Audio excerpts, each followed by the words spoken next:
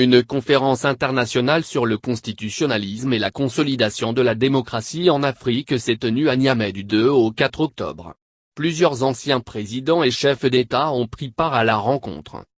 Le député uninominal de Gawal félicite le président du Niger pour sa décision de Mamadou Issoufou de passer le témoin à son successeur que les Nigériens éliront dans les urnes au terme de son second et dernier mandat en 2021.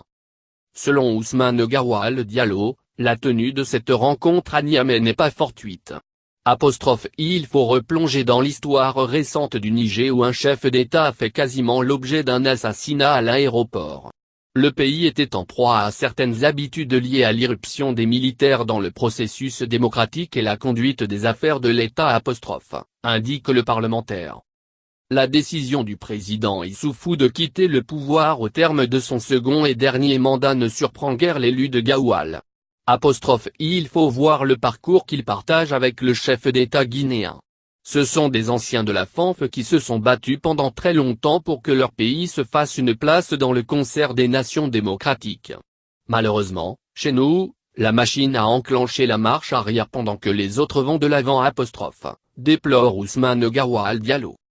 À l'en croire, en Afrique de l'Ouest, seuls deux pays n'ont pas connu d'alternance démocratique, la Guinée et le Togo.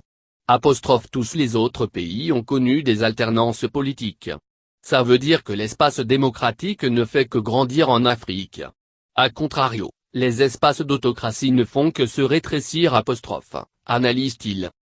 De l'avis de l'honorable Diallo, c'est quelque chose qui est assez fondamental et qui doit permettre à la jeunesse guinéenne de ne pas perdre espoir et de se dire au bout du combat démocratique, de leur engagement, il y a un état de droit.